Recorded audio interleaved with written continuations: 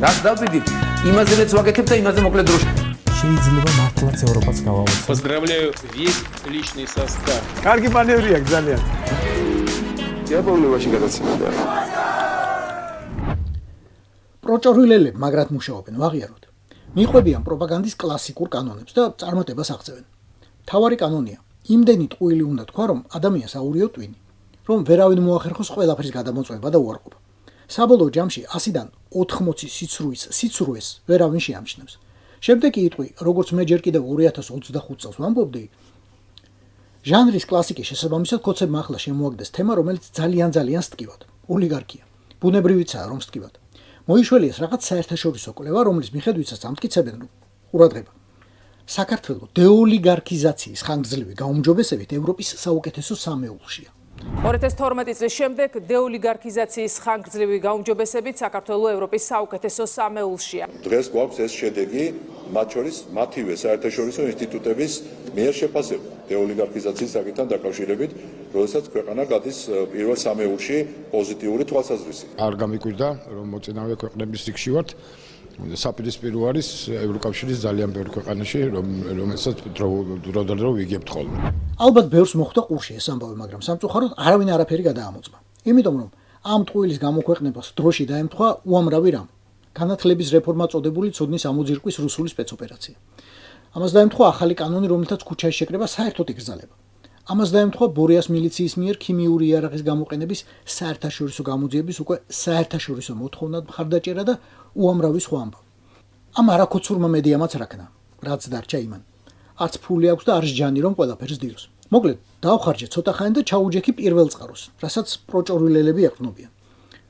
გახსნა, რასაც ქვია. პირველი, კვლევა ძველია. ახლა გამოქვეყნებული, ახლა დაჯამებული, მაგრამ აჯამებს 2012-2023 წლებს. როდესაც ფორმალურად პროჭორვილელები ჯერ კიდევ ესაუბრებოდნენ ევროკავშირს და არ იყვნენ ქცეულები კონტინენტურ კეთროვნებად.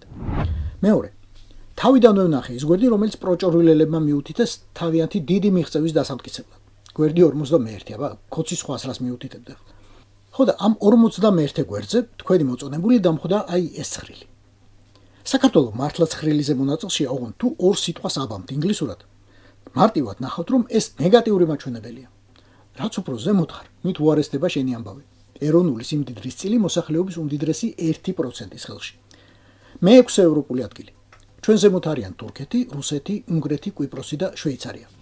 შვეიცარიასა და მის ბანკებში თავმოყრილ სოფლიო გრანდიოზულ სიმდიდრეს დავანებოთ თავი. მარტო ამ სახელის ხსენებაზეც კი იმ კაც შაკი კი ემართება და შევიცოდოთ მოხუცი. დანარჩენ 4-ზე ვილაპარაკოთ.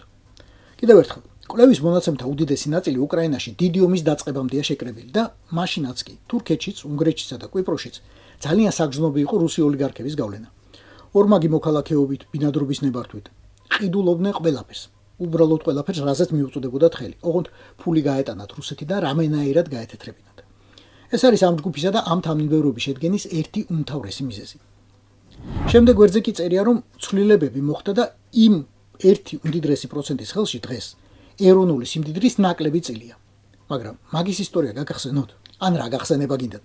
სანამ იმას ისევ შაკიკი გამწვევებია, ბარემ თვითონ არეზარება ლაპარაკი, რომ დასავლეთი განგებ აკოტრებს და ფულს ახევს.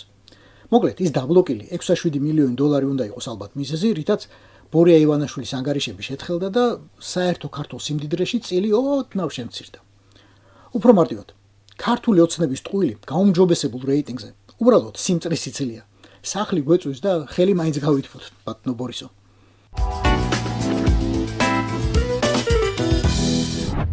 როგორ არწმუნებთ უცხოელს, რომ ღვინო მართლაც ქართულია? ეუბნებით, აი ძმაო, სიტყვა ვაინ, საიდან შემოვიდა შენს ენაში? ეგ არა, სიტყვაც კი ჩვენგან გაქვს წაღებული. ხო და ჩვენ დავწურეთ და ჩვენ დავაყენეთ პირველება. Understand? და როგორ არწმუნებთ ვინმეს, რომ საქართველოში დემოკრატია ყვავის? ეუბნებით, რომ პარლამენტი იქით იყოს და 64 მუნიციპალიტეტიდან 64-ის მერი ქართულ ოცნებას წარმოადგენს. 64-ვე საკრებულოს თავმჯდომარე. 5 თვითმმართველი ქალაქიდან 5-ვე კოცია. 5-ვე საკრებულოს თავმჯდომარე პროჭორვილელი. ამ სურათის წარმოდგენა უბრალოდ ვერ წარმოდგენა იქნება უფრო კარგადაც მუშაობდეს, ვიდრე დარბევების ვიდეოების ჩვენება და ხანგრძლივი ახსნა განმარტება რა დააშავა ბორია რუსმა. რა კანონები შემოიღო, რამდენი ხალხი ჩაყარა ციხეში, რამდენი სცემა, რამდენი ბავშვი ჩაახრჩო ქვევრში. საშუალო სტატისტიკური ბელგიელი, ან ავსტრალიელი ან მექსიკელი ან იაპონელი უბრალოდ ვერ წარმოიდგენს, რომ ყველა მუნიციპალიტეტის ადამიანებმა ნებით აირჩიეს ერთი პარტიის კანდიდატები. ყველაში, უკლებლივ. რუსეთი რომ რუსეთი, აი, პუტინის რუსეთი, ფაშისტური იმპერიის კარიკატურა. იქაც კი უამრავი რაიონია, სადაც არჩევნები სხვა პარტიებმა მოიგეს. არა ეძინაერ ასიამ. და მუნიციპალური ხელმძღვანელები გახდნენ. მართალია მათი განსხვავება ეძინაერ ასიასგან ისეთივეა, როგორც ხალხის ზალის ან იაგო ვითომ გირჩის განსხვავება კოცისგან, მაგრამ სახელი ხო მაინც სხვაა. ფორმალურად. ვიღაც კომპარტიას წარმოადგენს, ვიღაც ლიბერალ-დემოკრატებს, ვიღაც სპრავედლივაერ ასიას. თლა ჩუვაშეთის გუბერნატორი ამ სპრავედლივაერ ასიადან. ჩუვაშეთი ცით რამხელა 18000 კვადრატულ კილომეტრზე მეტი. სამეგრელო და იმერეთი რომ შეაერთოთ, იმაზე დიდი. მოსახლეობა არის თბილისივით. აი ამ ხელა რეგიონს ყავს ფორმალურად მაინც ოპოზიციონერი ხელმძღვანელი. რუსეთი არა, საბჭოთა კავშირში უმაღლეს საბჭოებსა და ადგილობრივ საბჭოებს რომ ირჩევდნენ, იქაც კი კომპარტიის წევრთა რაოდენობა ნახევარზე მეტი არ უნდა ყოფილიყო. დანარჩენები უპარტიოები იყვნენ. ჩემი თუ არ გჯერათ ბურიას კითხეთ. საბჭოთა უნივერსიტეტები მაგას აქვს დამთავრებული. ასე ამბობს ყოველ შემთხვევაში. და თქვენ პროჭორვილებნო, დედები მოგიკვდებოდათ ვინმე სხვა რომ გეპოვნა და უბრალოდ აი ფასადის შესაქმნელად მაინც მიგეცათ ერთი რამე ქეციანი ადგილი. სადმე. მაგრამ მაგის მიხვედრას ფილტვი უნდა. თქვენთან კი განათლების რეფორმის ბედს გენო პეტრიაშვილი და ლადო ხინჩეგაშვილი წყვეტენ და რავი, აბა, როდის მიხვდებით იმდენს, რომ შეუძლებელია ვინმე დაარწმუნოს შენს დემოკრატიულობასა და მრავალპარტიულობაში თუ სხვა პარტია ფიზიკურად არ არის, არსად არ ჩანს. ამ ალბათობის წინაშე აინშტაინს კი უძლურია და ძალიან თუ გაუბრუღავთ ვინს, მარტო ენას კი არა, ქოდსაც გამოგიყოფთ ის კაცი.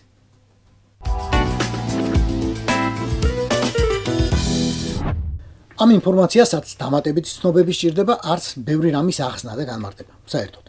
სჭირდება მხოლოდ მოსმენა და ცოტა ფიქრი.